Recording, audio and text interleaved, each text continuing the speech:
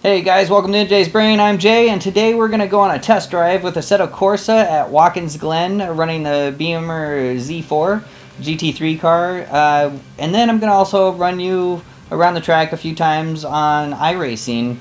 The same car, same track, or same configuration. They're the short course right now. They haven't got the dog leg done yet in the AC mod.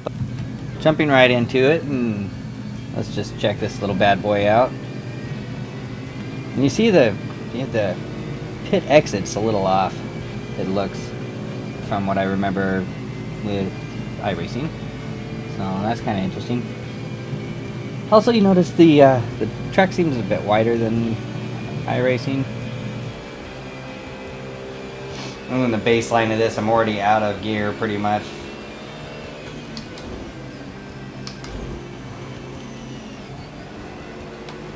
It's the right kind of layout, but like that just has too much camber down in there, and these grip strips on here, that's the biggest thing I noticed right away.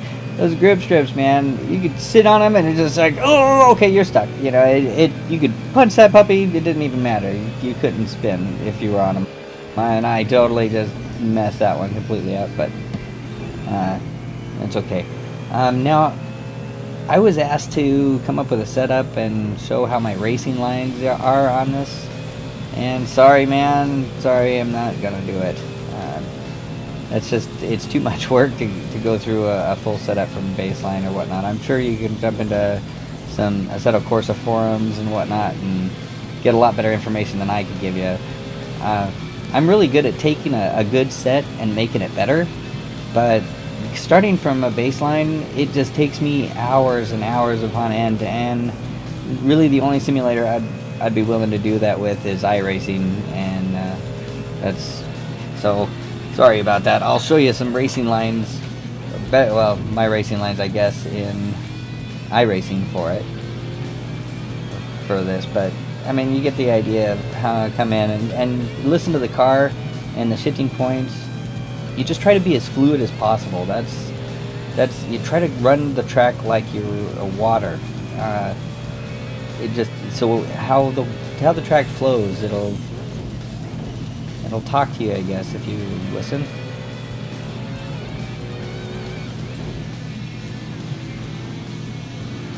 Same with the car.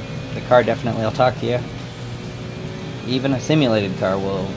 If you can listen to it, and especially when you got a steering wheel and you got force feedback going on, you can listen to it a lot better. Now butt kickers, I would go with those would be awesome sauce. Definitely is cool. Anyway, getting back onto the track. Now you guys just make up your own mind. I'm just showing you the tracks and cruising along, and this is a baseline set, and like this is pegging, you know, almost pretty much pegging 6th gear out. I could have made that different, but this is just a baseline set or the set that I had for it a long time ago when I drove Assetto Corsa. I don't really practice on it much lately. I've been invited to and joined SDC Motorsports, and so I've been working with those guys some, trying to hop in as much as I can while I'm working and working on these shows. And what the hell is this big top doing there? That's kind of, I thought that was strange. A big top right on that corner. Certainly messed me up the first time I did it, or came into that corner, because I was too busy looking at the big top and missed my apex.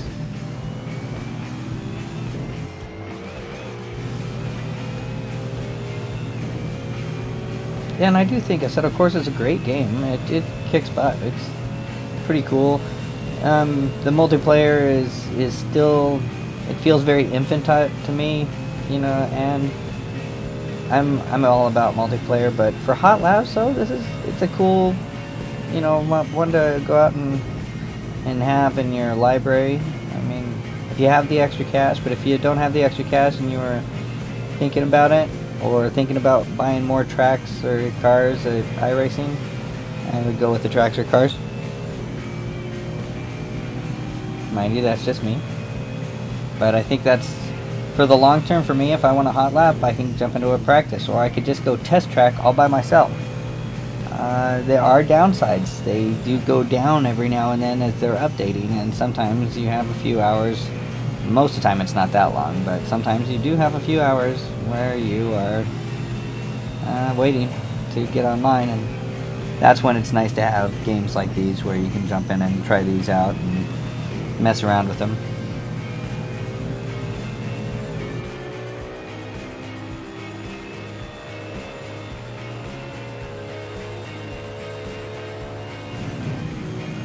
Alright, so we're going to be switching over here into iRacing here in just a second, and I'll show you what the different what these look like anyway, the differences. So we'll jump out, get off, and you notice the pit exit out there is a little really tight. It's not so open. They really probably should revamp that, and hopefully they do. When they repave it, they'll open that up a little bit more. But as you notice, if you're looking at the width of the track, the width seems a little bit narrower. Whoa, hold it together. Yeah, it's cold tires, very cold tires. Watch out for that bus stop with cold tires. No good. Anyway, yeah, you notice that's an old grip strip. They did repave that long ago, but it's old. I mean, it doesn't have the grip that it used to, and AC's grip strips are like they just put them on there brand new.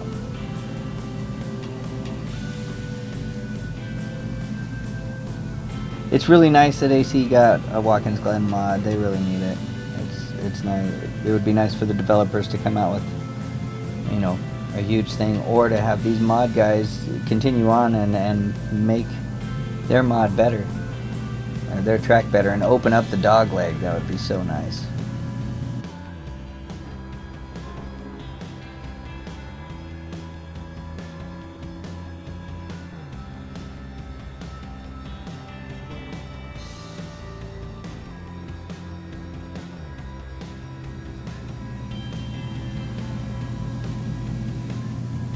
See how old that grip strip is, you know, compared to...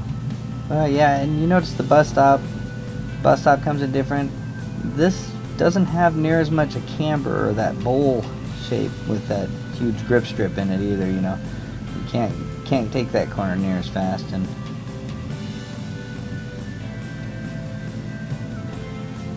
these corners just don't have the same flow as they do on... It is amazing, those guys that do the modding.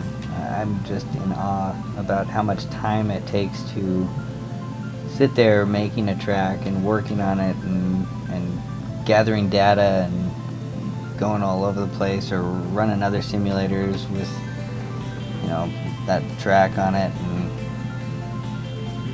putting it all together. That's, you know, really commend you guys for doing that. And hopefully you guys can, or sometimes do, I'm hoping get compensated.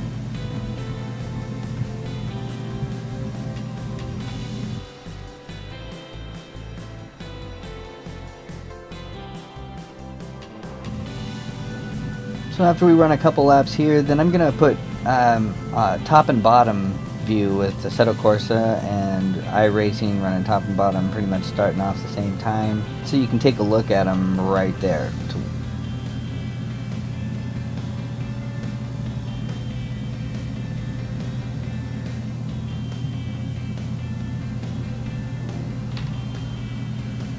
And there are huge grip differences in between iRacing and Assetto Corsa. I hear a lot of, well, and not so much anymore, I don't think, but a few guys used to call it ice racing instead of iRacing. And I do understand what they were talking about, because the tire models back in the day were very slickish, if you want to know, if you know what I mean. Here we go with both views, so you can see how everything just pans out and how both cars run, top and bottom screen. I think that's a cool view, don't you guys? Tell me in the bottom.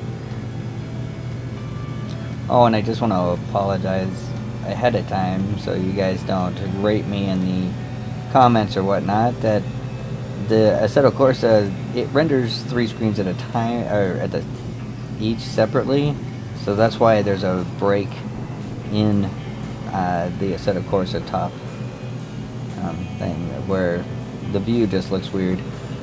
But I recorded it in 5760 by 1080, and that way it's nice and stretched out, and then I can do some camera editing magic and pull it down to where you have a full screen instead of a couple little boxes.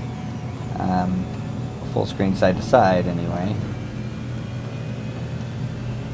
Yeah, and there's nothing wrong with Assetto Corsa. You can get this game. It's still pre-release. I don't know how much it was. It's $49 or something.